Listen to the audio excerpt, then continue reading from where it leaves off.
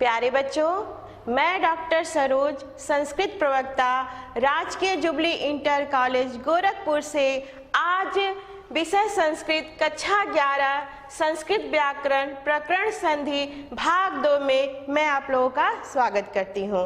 बच्चों, इसके पहले हम लोगों ने संधि का प्रथम भाग पढ़ा। आज हम लोग संधि का दूसरा भाग पढ़ेंगे।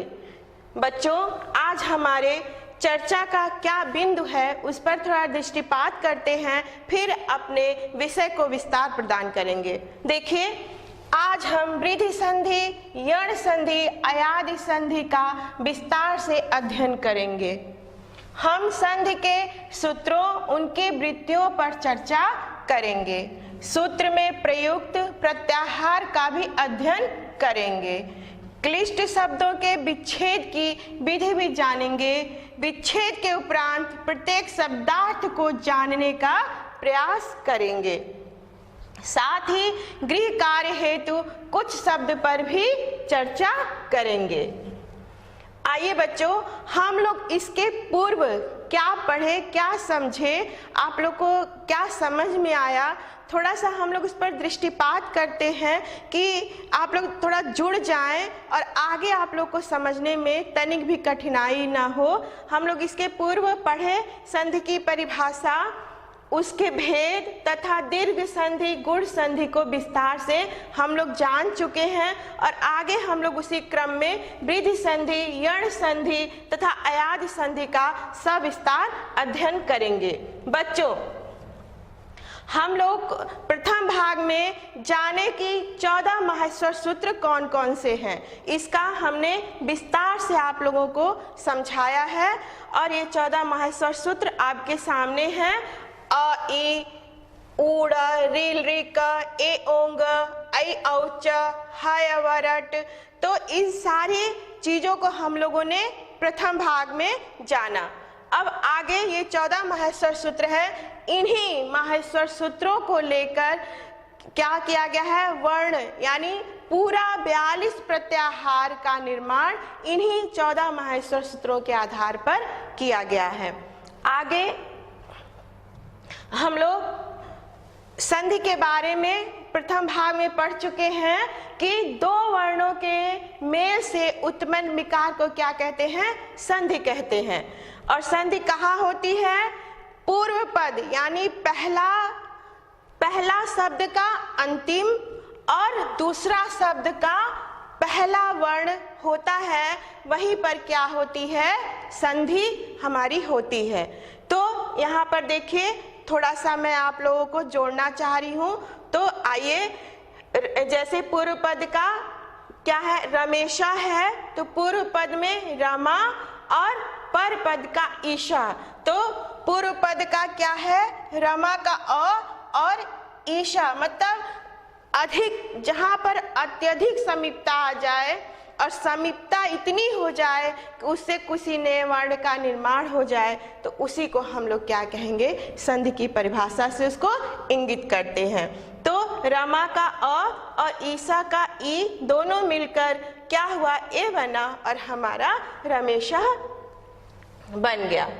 आगे देखिए बच्चों, हमने आप लोगों को बताया था कि संधि 3 प्रकार की होती है और इसकी हम लोग विस्तृत विवेचना कर चुके हैं। फिर भी एक बारी, स्वर संधि को अच संधि कहते हैं। अच संधि को हमने बताया था कि जैसे अच हमारा है प्रत्याहार में अ और ये च, ये अच हो गया। इसको अच में क्या होते हैं, सारे स्वर आते हैं और ह और ल, हल प्रत्याहार में क्या होता है, सारा व्यंजन आता है। ये हम लोग पूर्वत जान चुके हैं। आगे देखिए, हमारा है स्वर संधि में अच संधि, जैसा हमने आपको बताया। व्यंजन संधि में हल संधि और विसर्ग संधि हमारा है, उसके बारे में भी अभी हम आप लोगों को बताएंगे। और जैसे जब स्वर वर्णों का स्वर वर्णों के साथ मेल होता है तो वहाँ पर क्या होता है, स्वर संधि होती है। व्यंजन वर्णों का व्यंजन वर्णों के साथ, विसर्ग का व्यंजन के साथ। तो अभी हम इसके बारे में आगे विस्तृत आप लोग को बता देते हैं कि जिससे आप लोगों को इसको समझने में कोई परेशानी ना हो। आइए देखिए, अगर स्वर और स्वर वर्ण के बाद स्वर आता है तो वहां पर कौन सी संधि होती है? स्वर संधि।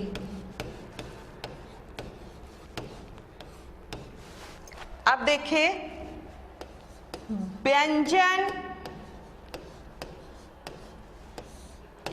के बाद स्वर आता है तो वहां पर व्यंजन संधि होती है।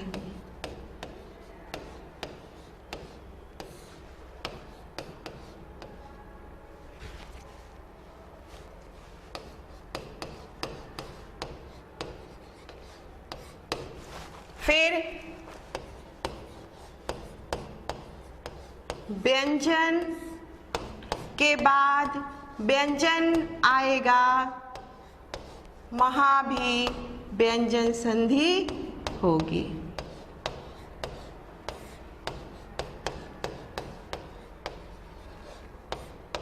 बच्चों ध्यान पूर्वक देखिए, फिर विसर्ग का है। विसर्ग के बाद स्वर आएगा तो विसर्ग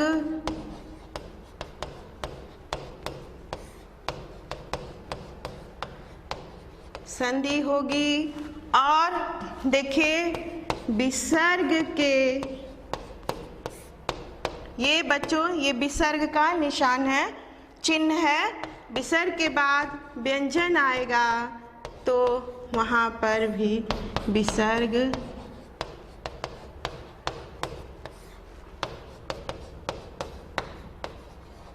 संधि होगी।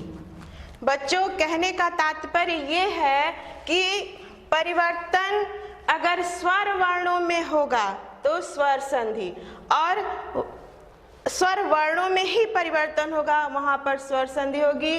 परिवर्तन अगर व्यंजन वर्ण में है तो व्यंजन संधि होगी। अब परिवर्तन अगर विसर्ग में है तो वहां पर विसर्ग संधि होगी। यही आप लोग को समझना है। यानी परिवर्तन स्वर में है, स्वर वर्ण में है तो स्वर संधि है। परिवर्तन अगर व्यंजन के वर्ण में है तो व्यंजन संधि होगी। अगर परिवर्तन विसर्ग में है तो वहां पर निश्चित रूप से विसर्ग संधि होगी। आइए उसी क्रम में अब हम लोग वृद्धि संधि के बारे में जानते हैं और इसकी विस्तृत चर्चा करते हैं। देखिए, वृद्धि संधि, वृद्धि संधि में 3 वर्ण होते हैं। कौन कौन से? आ, ए, औ। जैसा कि बच्चों वृद्धि मतलब होता है बड़ा, तो इससे भी आप लोग अंदाजा लगा सकते हैं कि इसमें सारे वर्ण क्या है? वृद्धि हैं, यानी दीर्घ हैं, बड़े हैं। तो इससे भी एक आप लोग अंदाजा लगा सकते हैं। अब देखिए, इसका सूत्र है वृद्धि रेच। इसकी व्याख्या है आदेची परे वृद्धि रेकादेशः स्यात्, अर्थात आत से एच परे रहते वृद्धि एकादेश हो जाता है। जैसा कि हम 14 माहेश्वर सूत्र में आप लोगों को बता चुके हैं कि किस तरीके से प्रत्याहार का निर्माण होता है। तो एच का क्या तात्पर्य है और आत का क्या तात्पर्य है, आइए इसके बारे में हम लोग जानते हैं, तभी आप लोग इसको अच्छी प्रकार से, भली भांति प्रकार से समझ पाएंगे। तो आइए, आत, यहाँ पर देखिए हमारा सूत्र कहता है आत से एच परे रहते वृद्धि एकादेश हो जाता है। आत क्या है? हमारा पूर्व पद का अंतिम वर्ण क्या होना चाहिए? अ या आ होना चाहिए। पूर्व पद का अंतिम वर्ण आत होना चाहिए। एच में क्या है? एच में हमारा है ए, ओ, आई, औ, पर पद का पहला वर्ण। आप लोग समझ रहे होंगे कि पूर्व पद का अंतिम वर्ण आत होना चाहिए। आत का तात्पर्य है अ और आ, और एच का तात्पर्य है हमारा ए ओ आई औ। तो क्या हो जाता है उसके बाद, अगर इन शर्तों को पूरा करता है हमारा, तो ये वृद्धि एकादेश, ये 3 वर्ण वृद्धि संज्ञक वर्णों में से उच्चारण स्थान के अनुसार एक वर्ण को प्राप्त करते हैं।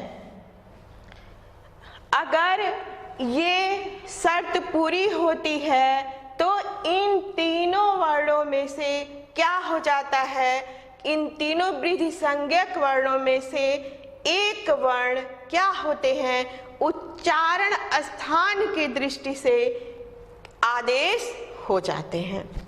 अब आइए इसको समझते हैं किस तरीके से। अब देखिए, जैसे है कृष्ण कैत्वम, तो क्या है, कृष्ण धन एकत्वम, इसका जब विच्छेद किया तो क्या बना, कृष्ण धन एकत्वम। तो इसका पूर्व पद क्या है, पूर्व पद जैसे देखिए कृष्ण अ है, यहाँ पर क्या लिखा हुआ है, आत होना चाहिए। पूर्व पद का अंतिम वर्ण क्या होना चाहिए, आत होना चाहिए। तो ये अ हो गया। अब दूसरा हमारा क्या है, एच। पर पद का पहला वर्ण क्या होना चाहिए, एच होना चाहिए। तो यहाँ पर देखिए एच है, ये एच हो गया पर पद का। अब क्या कह रहा है कि उच्चारण स्थान के अनुसार हम क्या करेंगे, 3 वृद्धि संज्ञक वर्णों में से एक क्या हो जाएगा, उच्चारण स्थान की दृष्टि से एक आदेश हो जाएगा। आइए देखते हैं हमारा क्या है, ये उच्चारण स्थान अकुह विसर्जनीय नाम कंठः, और इसका क्या है, ए दैतो कंठ तालु, और इसका भी क्या है, ऐ दैतो कंठ तालु।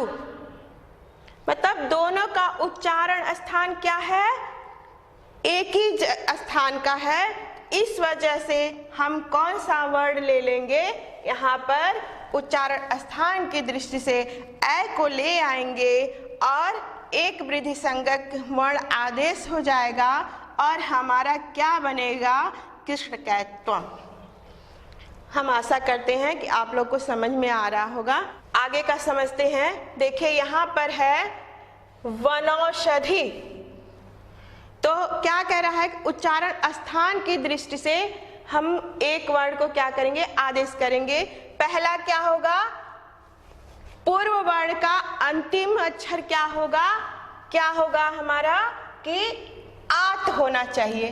देखिए एच होना चाहिए पर पद का पहला वर्ण, तो यहाँ पर एच आ रहा है, ठीक है। और फिर क्या कहा जा रहा है, उच्चारण स्थान की दृष्टि से 3 वृद्धि संज्ञक वर्णों में से एक क्या होगा, आदेश हो जाएगा। आइए देखते हैं। अभी हम लोगों ने जाना कि अ का उच्चारण स्थान क्या है, अकुह विसर्जनीय नाम कंठः, और ओ का उच्चारण स्थान क्या है, ओ दौतः कंठोष्ठम।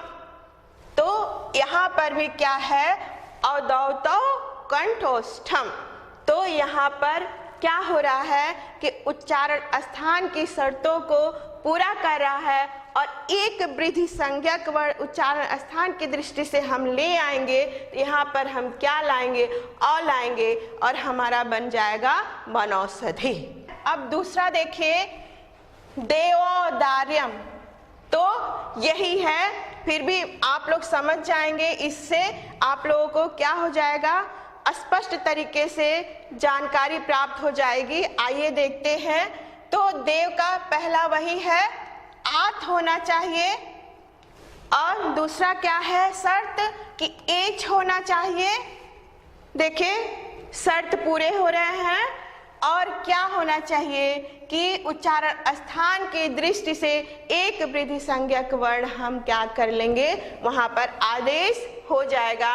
तो यहाँ पर भी वही है, अकुह विसर्जनीय नाम कंठः, और कंठोष्ठम और औदौतौ कंठोष्ठम। तो इस वजह से यहाँ पर क्या हो जाएगा, औ का एक वृद्धि संज्ञक वर्ण आदेश हो जाएगा और यहाँ पर क्या हो जाएगा, देवदार्यम। अब यहाँ पर आइए देखते हैं कि यहाँ पर भी वही है कि सदैव है, तो सदैव में पूर्व पद का पहला वर्ण अ या आ होना चाहिए, आत होना चाहिए, दूसरा वर्ण एच होना चाहिए, पर पद का पहला वर्ण क्या होना चाहिए, एच होना चाहिए, ए है। तो यहाँ पर क्या हो जाएगा, उच्चारण स्थान की दृष्टि से उसको जो उस शर्त को पूरा करेगा उसको यहाँ पर ले आएंगे। तो अकुह विसर्जनीय नाम कंठ अब आप लोगों को याद ही हो गया होगा। और ऐदौतौ कंठ तालु, और इसका भी क्या है, ऐदौतौ कंठ तालु। इस वजह से यहाँ पर क्या बन जाएगा, सदैव। अभ्यासार्थ प्रश्न है आप लोगों के लिए और इसको बनाने का प्रयास करिएगा, निश्चित रूप से आप लोगों को बनाना आ जाएगा और आप लोगों से बन जाएगा। देखिए, अत्रैव त्वैश्वर्यम मतक्यम वनौकशः पुष्पौक महोषधि। आइए अब आगे देखते हैं स्वर संधि के क्रम में। अब हम लोग यण संधि के बारे में जानते हैं और इसको समझने का प्रयास करते हैं। जैसे हमारा क्या है सूत्र, इको यणचि, क्या है, इको यणचि, और क्या है, इक स्थाने यण स्यादचि, अर्थात इक के स्थान पर यण आदेश हो जाता है। कब होता है, इक के स्थान पर यण आदेश हो जाता है, कब होता है, अच परे रहते। अब देखिए, इक क्या है, इक है हमारा ये, क्या कह रहा है हमारा सूत्र, इक के स्थान पर यण आदेश होता है अच परे रहते। इक क्या है, ये है, और यण क्या है, ई उ री ली, ये इक है, और यण क्या है, य व र ल, ये हमारा क्या है, यण है। और कब आदेश होता है, अच परे रहते। अच क्या है, अच हम पहले समझ चुके हैं, लेकिन फिर भी मैं आप लोग को समझाना चाहूंगी कि अ ई उ री री ए ओ आई औ, ये क्या है, हमारा अच है। अब आइए मैं थोड़ा सा आप लोगों को और विस्तृत समझाना चाहूंगी। ये जो हमारा है ये माहेश्वर सूत्र है, इसको आप लोग को कंठस्थ करना है अच्छे तरीके से, तभी आप लोग आसानी से, बहुत आसानी से संधि को आप लोग कर ले जाएंगे। जैसे हमारा सूत्र क्या कह रहा है, इक, इक देखिए कहाँ पर है, ये है, ये क्या है, यहाँ पर मैं बता दूं आप लोग को, इक है। इक को क्या होता है, यण आदेश, यण है, ये हमारा क्या है, यण है। य में क्या है, य व र ल, ह य व रट, ये क्या है, यण, य व र ल, तो ये आदेश होता है, ठीक है। इक, ई उ री ली, अच परे रहते। अच अब हमारा क्या है, ये है अ और ये च। अच में कितने वर्ण आ रहे हैं, अ ई उ री ली ए ओ आई औ, ये हमारा क्या हो गया, अच हो गया। अब मुझे ऐसा लग रहा है कि अब आप लोग को समझ में आ रहा होगा। अब देखिए, ये हमने बताया आप लोगों को, ये इक है और ये हमारा यण है और ये हमारा अच है। तो इक के स्थान पर यण आदेश होता है अच परे रहते। आइए देखते हैं, आप लोग उदाहरण से स्पष्ट हो जाएगा। अब ये है उदाहरण सिद्धोपास्य। अब देखिए, ये क्या है, सुधि, और ये क्या है, उपास्य। ये हमारा क्या है, इक है, और ये हमारा क्या है, अच है। इक के स्थान पर यण आदेश होता है, कब होता है, अच परे रहते। तो देखिए, ये सारे शर्त पूरे हो रहे हैं कि नहीं हो रहे हैं। ये है इक और ये है अच, ये अच परे है और इक के स्थान पर अब क्या आदेश होगा? यण आदेश होगा। इक के स्थान पर क्या आदेश होगा? यण आदेश होगा। तो देखिए इक वर्ण के क्रम में ही आदेश होगा, तो ई के स्थान पर क्या है? ये य है, यानी ई को क्या आदेश हो जाएगा? य आदेश हो जाएगा। और यहाँ पर बनेगा हमारा शुद्धि उपास्य। जब हम वर्ण सम्मेलन करेंगे तो हमारा क्या बनेगा? शुद्धि उपास्य। बच्चों, मैं आशा कर रही हूँ कि आप लोग को समझ में आ रहा होगा। आइए दूसरा उदाहरण देखते हैं, आप लोग को स्पष्ट हो जाएगा।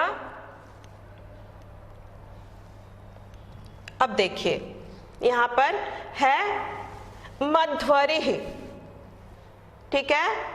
तो वही है कि इक के स्थान पर यण आदेश होगा अच परे रहते।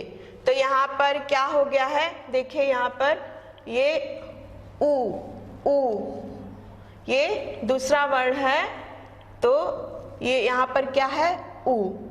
देखिए उ है, अच परे रहते क्या हो जाएगा? क्या आदेश हो जाएगा? यण आदेश हो जाएगा। तो देखिए उ को क्या आदेश हुआ है यहाँ पर, और स्पष्ट तरीके से देख लीजिए जिससे आप लोग को कोई दिक्कत ना हो। उ को क्या आदेश हुआ है? उ को यहाँ पर देखिए, यहाँ पर उ है, उ को क्या आदेश हो गया है? वह आदेश हो गया है। तो यहाँ पर बना है मध्वरिः। देखिए यहाँ पर क्या बना है? मध्वरिः। अब यहाँ पर आइए देखिए पित्राज्ञा, पितृ का री ले लिया गया, और जब यहाँ स्वर निकाल देते हैं तो बच्चों आप लोगों को ज्ञात होना चाहिए कि उसको हलंत लगा देते हैं। तो यहाँ पर भी देखिए यही है कि इक है और अच परे रहते यण आदेश हो रहा है कि नहीं। फिर आइए एक बार फिर से यहाँ पर दृष्टिपात कर लेते हैं। देखिए री को र आदेश हो गया है। यहाँ पर देखिए ध्यान से, यहाँ पर री को क्या आदेश हुआ है?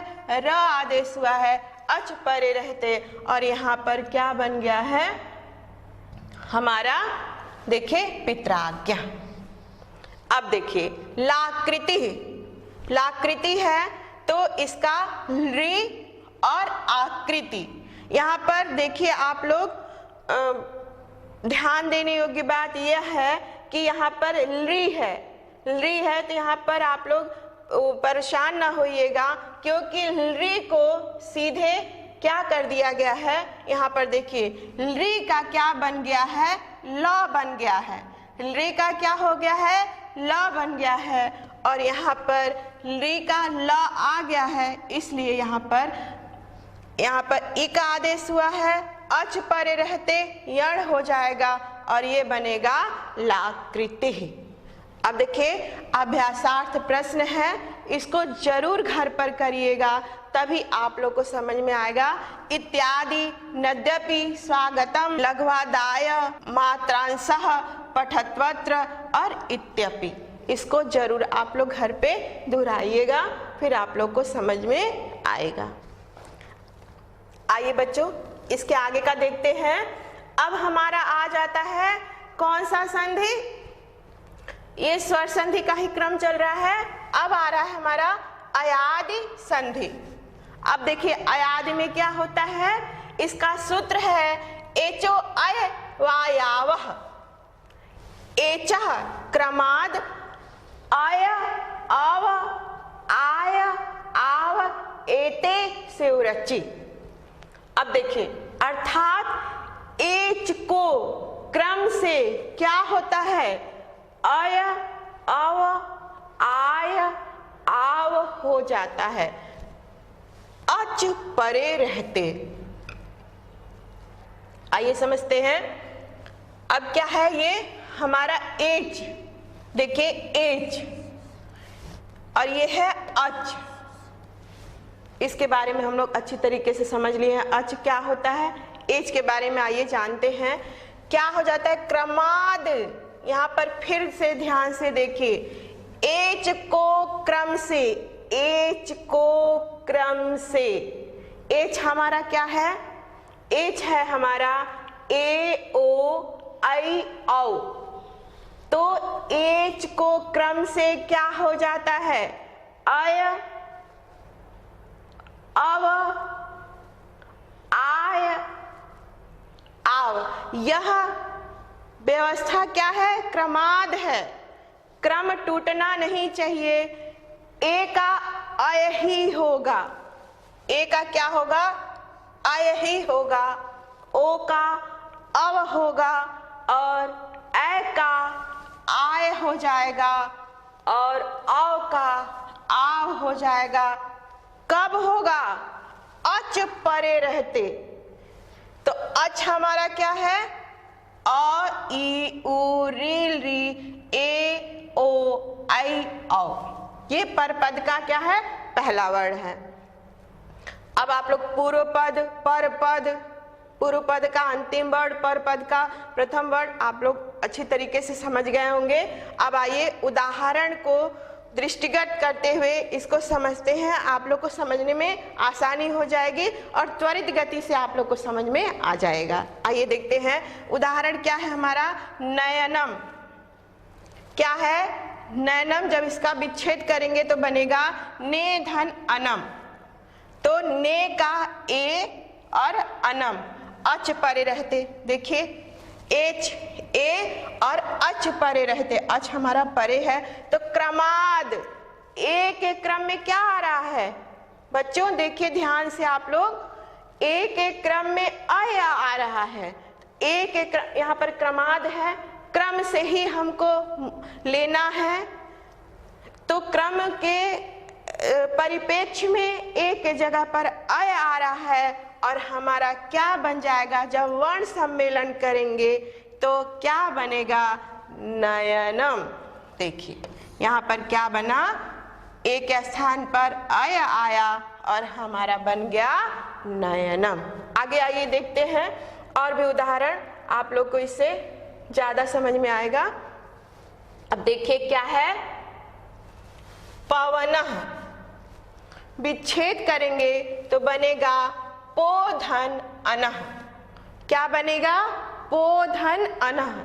अब क्रम है, क्रम नहीं बिगड़ना है। तो क्रम हमारा क्या कह रहा है? क्रम हमारा कह रहा है कि ओ के जगह पर क्या आदेश होगा? अव।